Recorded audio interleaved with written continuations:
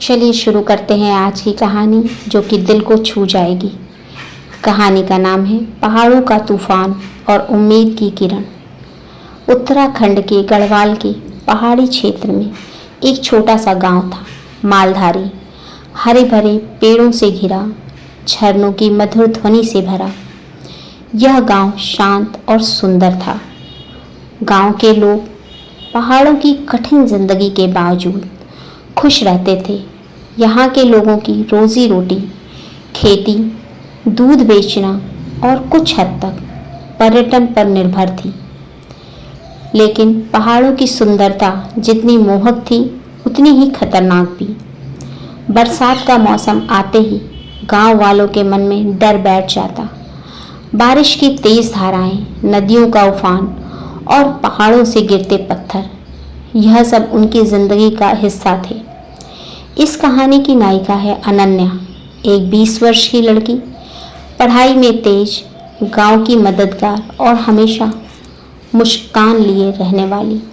उसका सपना था कि वह शहर जाकर पढ़ाई करे और गांव में स्कूल खोले ताकि बच्चों को शिक्षा के लिए पहाड़ छोड़कर दूर न जाना पड़े। लेकिन उसके सपनों की राह में एक ऐसा तूफान आया जिसने पूरे गांव की किस्मत हिला दी। आखिर ऐसा क्या हुआ था जिससे पूरे गांव की किस्मत ही हिला दी? कौन सा ऐसा तूफान आया था? चलिए जानते हैं। कहानी में अगर अब तक बने हुए हैं तो प्लीज़ चैनल को लाइक करें, शेयर करें और सब्सक्राइब ज़रूर कर दें। अगर चैनल पर नए हैं तो बेल आइकन में ऑल पर ज़रूर टिक कर दीजिएगा ताकि नए वीडियोस की नोटिफिकेशन आपको मिलती रहे। तो वापस लौटते हैं अपनी कहानी में। यह अगस्त का महीना था। आसमान में काले बादल मंडरा रहे थे। गांव के बुजुर्ग दादाजी मोहन सिंह ने कहा, ये बादल कुछ अलग लग रहे हैं। पहाड़ पर गरज ऐसे रहे हैं जैसे धरती फट जाएगी। रात गहराते गहराते अचानक भयंकर आवाज आई। पहाड़ की ऊंचाई पर बादल फटा। तेज धमाके की आवाज पूरी घाटी में गूंज उठी। देखते ही देखते काले पानी का सैलाब, कीचड़ और बड़े बड़े पत्थर घाटी से बहते हुए नीचे गांव की ओर दौड़े। लोग समझ ही नहीं पाए यह क्या हो रहा है। बच्चे रोने लगे, महिलाएं परेशान हो गईं और पुरुष अपने बड़े परिवार को बचाने की जद्दोजहद करने लगे। अनन्या के पिता गिरीश ने चिल्लाकर कहा, सब लोग ऊंचाई की तरफ भागो, नदी की तरफ मत जाओ। लेकिन तब तक देर हो चुकी थी। गांव से बहने वाली नदी में उफान आ चुका था। अनन्या अपने छोटे भाई चिराग को पकड़कर ऊंचाई की तरफ भाग रही थी। तभी अचानक कीचड़ और पानी का एक तेज बहाव आया और दोनों भाई बहन अलग हो गए। अनन्या दीदी, चिराग की आवाज दूर होती चली गई। अनन्या ने चीख कर उसे पकड़ने की कोशिश की, लेकिन फिसलन भरी मिट्टी ने उसके कदम रोक दिए। उसका दिल बैठ गया। माँ रो रही थी और पिता गांव के लोगों को सुरक्षित जगह पर पहुंचा रहे थे। सभी कोशिश कर रहे थे कि वे लोगों को सुरक्षित जगह पर पहुंचा सकें। इसी में सारे गांव के लोग लगे हुए थे। उस रात मालधारी गांव का आधा हिस्सा मलबे में दब गया। कई लोग घायल हुए, कुछ लापता हो गए और कई घर उजड़ गए। अनन्या का भाई चिराग भी उन्हीं लापता लोगों में शामिल था। सभी अपनों को ढूंढ रहे थे कि आखिर कैसे ढूंढें। अगले दिन सूरज निकला तो गांव का दृश्य भयावह था। पेड़ उखड़े हुए, खेत बर्बाद, घर टूटे हुए और नदी अब भी उफान पर थी। गांव वालों ने मिलकर राहत और बचाव कार्य शुरू किया। सेना और बचाव दल भी हेलीकॉप्टर से पहुंच गया और बचाव कार्य शुरू हो चुका था। सभी लगे हुए थे लोगों को बाहर निकालने में।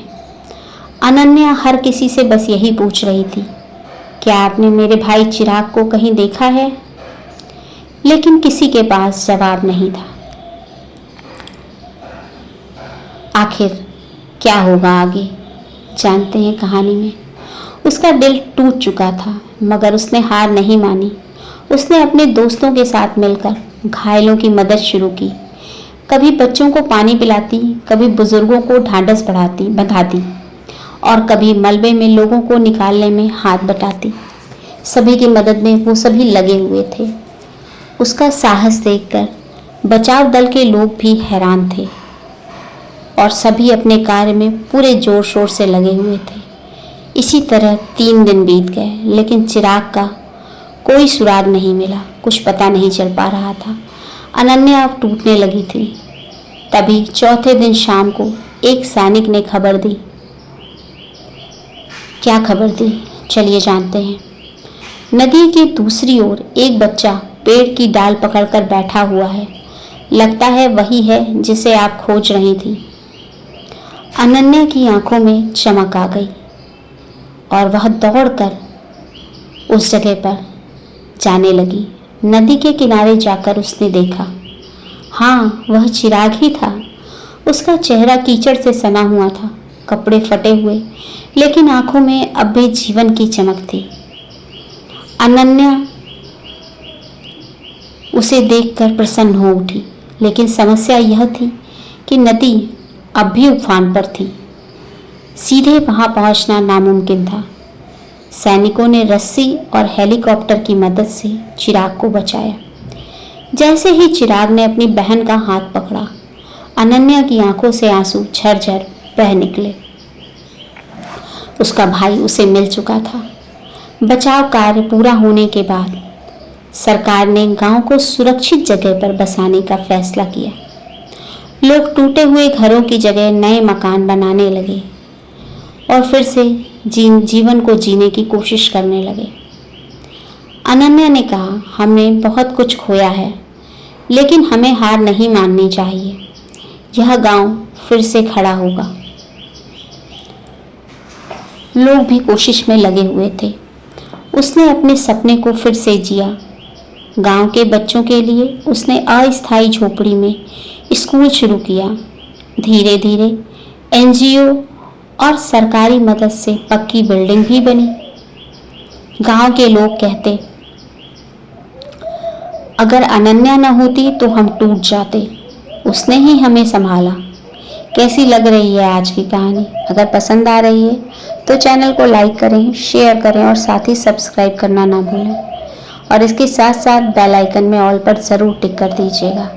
चैनल पर और भी बहुत सारे अच्छे वीडियोस हैं, तो एक बार विज़िट करना ना भूलें। वापस लौटते हैं अपनी कहानी में। आखिर गांव वालों की ज़िंदगी में क्या हुआ और मालधारी गांव का आगे क्या चेंज आया। 2 साल बाद मालधारी गांव का नया रूप सामने आया। पक्के घर, स्कूल, स्वास्थ्य केंद्र और सुरक्षित रास्ते। गांव पहले से कहीं ज़्यादा मजबूत और संगठित हो गया था। अनन्या अब गांव की शिक्षिका बन चुकी थी। उसका भाई चिराग पढ़ाई में अव्वल आने लगा। हर साल जब बारिश आती तो लोग डरते ज़रूर थे, लेकिन अब वे तैयार भी रहते। अनन्या अक्सर बच्चों से कहती, तूफान चाहे कितना भी बड़ा क्यों न हो, अगर हम हिम्मत न हारें तो हर बर्बादी से नई शुरुआत की जा सकती है। गांव वाले उसे अपना उम्मीद का किरण कहते। ये कहानी सिर्फ एक बाढ़ की नहीं, बल्कि इंसानी हिम्मत और उम्मीद की कहानी है। पहाड़ों का जीवन बहुत कठिन है, लेकिन यहाँ के लोग उससे भी ज़्यादा मजबूत हैं। अनन्या और उसके गांव के लोगों ने साबित किया कि चाहे कितना भी बड़ा संकट क्यों न हो, एकता, साहस और उम्मीद से उसका सामना किया जा सकता है। मालधारी गांव अब बदल चुका था। पर्यटन से आए बच्चों की पढ़ाई और नई सुविधाओं ने गांव को आत्मनिर्भर बना दिया था। अनन्या अब सिर्फ शिक्षिका ही नहीं थी, बल्कि गांव की प्रेरणा भी बन चुकी थी। लोग उसे दीदी कहकर बुलाते। बहुत परिवर्तन आ चुका था उनके गांव में। इसी दौरान एक नया किरदार गांव में आया, आदित्य, जो देहरादून का युवा इंजीनियर था। वह यहाँ पहाड़ों में सुरक्षा तकनीक लगाने आया था, ताकि बारिश और बाढ़ की स्थिति पहले से भांपी जा सके और लोगों को चेतावनी मिल सके। इसके लिए उसने निरंतर प्रयास शुरू कर दिए। अनन्या और आदित्य की मुलाकात पहले औपचारिक रही, लेकिन धीरे धीरे दोनों की सोच एक जैसी लगने लगी। अनन्या एक दिन बोली, हमारे गांव ने बहुत दर्द झेला है। अब मैं चाहती हूँ कि बच्चों को बाहर जाकर नौकरी खोजनी ना पड़े, यहाँ पर ही उनके सपने पूरे हों। उसकी बात सुनकर आदित्य ने मुस्कुराकर कहा, और मैं चाहता हूँ कि विज्ञान और तकनीक से पहाड़ों की रक्षा हो सके। शायद हम दोनों की राहें एक हो सकती हैं। दोनों की सोच एक ही जैसी थी। दादाजी मोहन सिंह ने एक दिन कहा, बिटिया, अब तू गांव को संभाल रही है, लेकिन तेरा भी तो घर बसना चाहिए। और दादाजी ने चाहा। चिराग ने भी हंसते हुए कहा, दीदी, अगर जीजाजी इंजीनियर होंगे तो गांव और भी सुरक्षित हो जाएगा। इस तरह सभी बहुत खुश हुए और कुछ ही महीनों बाद पूरे गांव की मौजूदगी में अनन्या और आदित्य की शादी हुई।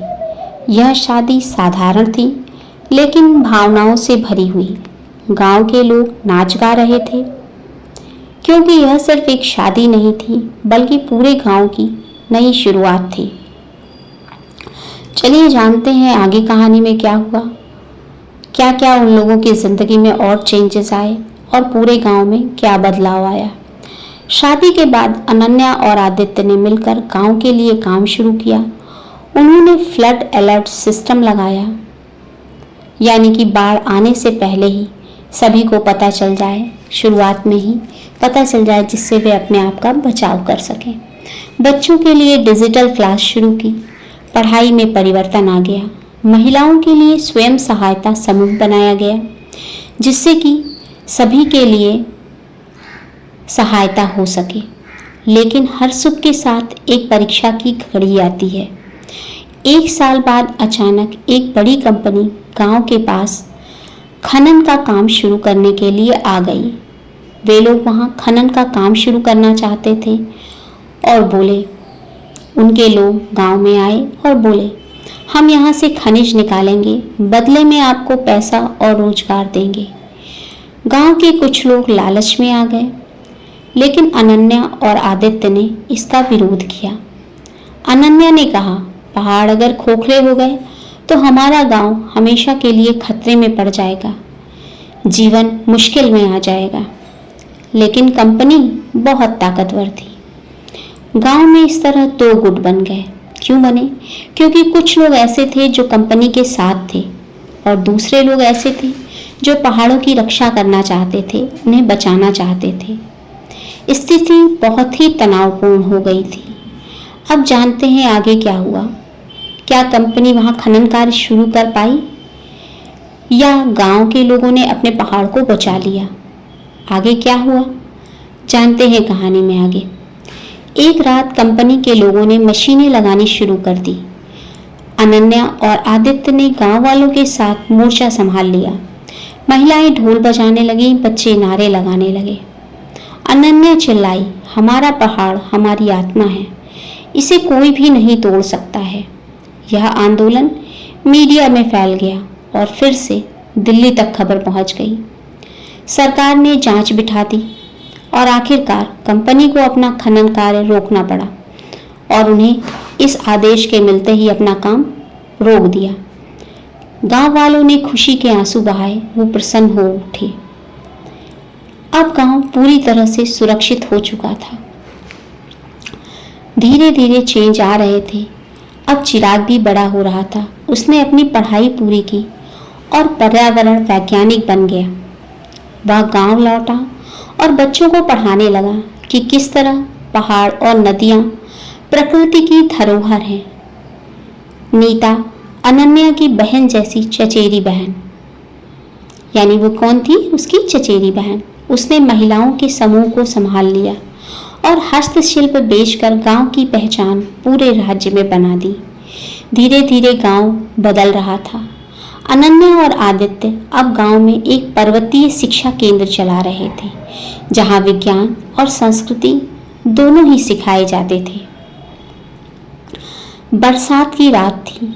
आसमान में फिर से गरज हुई, लेकिन इस बार गांव में डर नहीं था। आखिर क्यों नहीं था? क्योंकि गांव वालों ने बहुत सारे प्रयास कर लिए थे अपने गांव को बचाने के लिए। जानते हैं आगे क्या हुआ? स्पीकर से आवाज आई, सावधान, अगले 2 घंटे में तेज बारिश होगी, सब लोग सुरक्षित जगहों पर चले जाएं। लोग हंसते हुए बोले, अब हमारे पास तकनीक भी है और हिम्मत भी। अनन्या ने बच्चों को अपने चारों ओर इकट्ठा करके कहा। क्या कहा उसने? चलिए जानते हैं। याद रखना, तूफान कितना भी बड़ा हो, इंसान का साहस उससे बड़ा होता है। आदित्य ने कहा, और जब साहस और विज्ञान मिल जाएं तो पहाड़ भी झुक जाते हैं। बच्चों में जोश आ गया, हिम्मत आ गई और पूरे गांव ने तालियां बजाई और आसमान में बादलों की गरज से अब डर नहीं बल्कि उम्मीद का संगीत सुनाई देता था। लोगों में हिम्मत आ चुकी थी और अनन्या की कहानी अब सिर्फ एक लड़की या पूरे गांव की उनकी नहीं थी, बल्कि यह एक संदेश बन गई थी। प्रकृति का सम्मान करो, साहस मत खो और हर आपदा को अवसर में बदलो। अनन्या और आदित्य के संघर्षों के बाद मालधारी गांव अब पहाड़ का आदर्श गांव कहलाने लगा था। पर्यटक यहां आते, हस्तशिल्प बिकता और बच्चे स्कूल में आधुनिक शिक्षा पाते। चिराग अब 25 साल का हो चुका था। वह पर्यावरण वैज्ञानिक बनकर अपने गांव में वापस आ चुका था।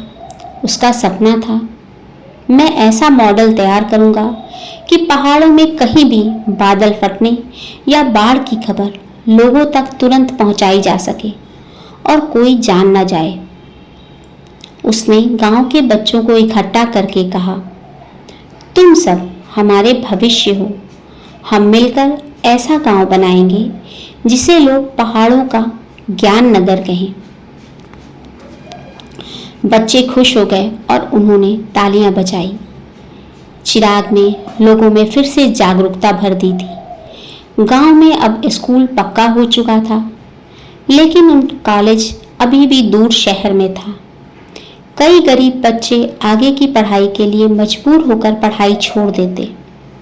जब चिराग ने ये देखा तो उसने सोचा, अगर हम गांव में ही कॉलेज खोलें तो बच्चों को बाहर नहीं जाना पड़ेगा। अच्छी सोच थी, लेकिन कॉलेज खोलने के लिए तो पैसे चाहिए ना। लेकिन वही पैसे की समस्या थी। सरकार से मंजूरी मिलना भी आसान नहीं था। अब जानते हैं गांव वालों ने इस समस्या का सामना कैसे किया। तभी गांव की महिलाएं, जिनका समूह अब सफल हो चुका था, आगे आईं। हम अपनी कमाई से मदद करेंगे। अगर हमने बाढ़ और कंपनियों का सामना किया है तो कॉलेज बनाना भी संभव है। गांव के लोग फिर से एकजुट हुए। धीरे धीरे कॉलेज की इमारत खड़ी हो गई। कितनी मेहनत की उन्होंने खुद से कॉलेज की इमारत बना ली।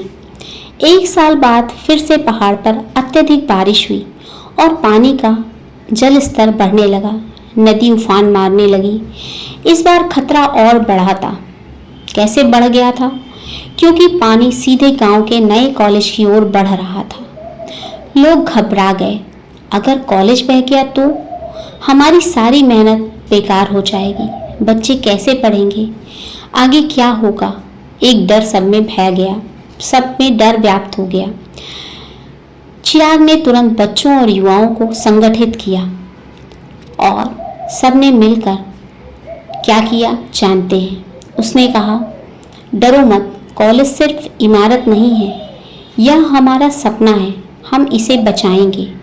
तो जानते हैं चिराग और उन सभी ने कॉलेज की इमारत को कैसे बचाया।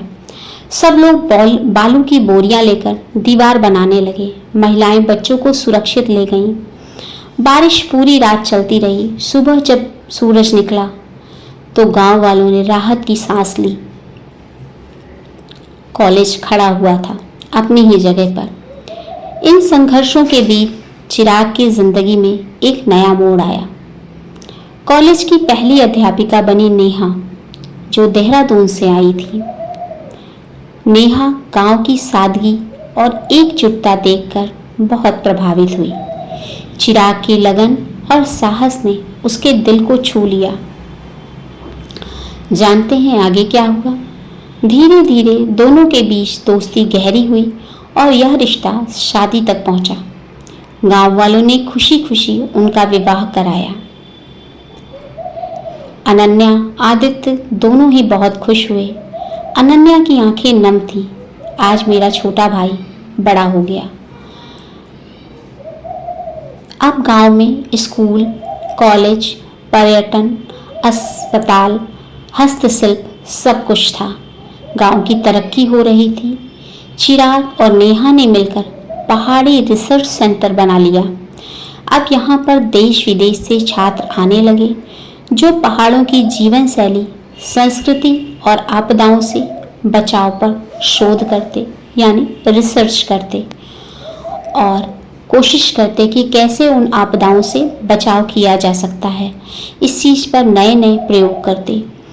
गांव के बच्चे अब बड़े सपने देखने लगे। कोई डॉक्टर बनना चाहता, कोई इंजीनियर और कोई वैज्ञानिक। गांव वाले कहते, कभी जो बाढ़ से उजड़ा था, आज वही गांव पूरे राज्य की शान है। गांव में तरक्की हो रही थी और लोग बदल रहे थे। बरसात की रात थी, बादल गरज रहे थे, लेकिन इस बार गांव में डर नहीं था। लोग बिल्कुल भी नहीं डरे थे। स्पीकर पर चिराग की आवाज़ गूंजी, सभी लोग सुरक्षित हैं। हमारी तकनीक ने चेतावनी दे दी है। यह गांव अब हर आपदा का सामना करने के लिए तैयार है। चलिए जानते हैं कहानी में आगे क्या हुआ।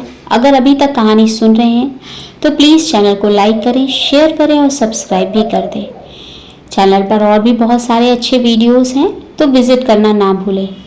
जानते हैं कहानी में आगे क्या हुआ। बच्चों ने नारे लगाए, हमारा गांव, हमारी शान, हम सब मिलकर करें सम्मान। अनन्या ने आसमान की ओर देखा और मन ही मन कहा, भगवान अब हमें डर नहीं, हमने तूफानों को हराकर जीना सीख लिया है। यह अब सिर्फ अनन्या और चिराग की कहानी नहीं रही, बल्कि यह अगली पीढ़ी की कहानी भी बन गई। एक ऐसे गांव की जिसने आपदा को अवसर में बदल दिया और जो अब दुनिया के लिए मिसाल बन चुका था। मालधारी गांव अब पूरे राज्य में प्रसिद्ध हो चुका था। लोग इसे उम्मीद का गांव कहते थे। चिराग और नेहा के रिसर्च सेंटर में देश विदेश के छात्र और वैज्ञानिक आने लगे और प्रयोग करने लगे, रिसर्च करने लगे। गांव की महिलाएं हस्तशिल्प को ऑनलाइन बेचने लगी और पर्यटक यहाँ पहाड़ी जीवन का अनुभव लेने आते। एक दिन दिल्ली से निमंत्रण आया। चलिए जानते हैं क्या लिखा था और किस लिए निमंत्रण आया था। राष्ट्रीय आपदा प्रबंधन सम्मेलन में मालधारी गांव को सम्मानित किया जाएगा। पूरा गांव बहुत खुश हो गया। अनन्या, आदित्य, चिराग और नेहा सबको बुलाया गया। सम्मेलन में जब अनन्या मंच पर पहुंची तो पूरा हाल खड़ा हो गया। तालियों की गड़गड़ाहट गूंज उठी। उसने कहा, हमने सीखा कि इंसान अगर एकजुट हो जाए तो पहाड़ भी झुक जाते हैं। सम्मेलन की खबर अंतर्राष्ट्रीय मीडिया तक पहुंची। जापान, जो खुद भूकंप और सुनामी जैसी आपदाओं से जूझता है, वहां से भी निमंत्रण आया। तो इनके गांव की तरक्की देखकर सभी जगह से प्रशंसा हो रही थी। चिराग और नेहा जापान गए और वहां के वैज्ञानिकों को बताया कि किस तरह गांव ने तकनीक और साहस से आपदाओं पर विजय प्राप्त की। एक प्रोफेसर ने कहा, चलिए जानते हैं उन्होंने क्या कहा।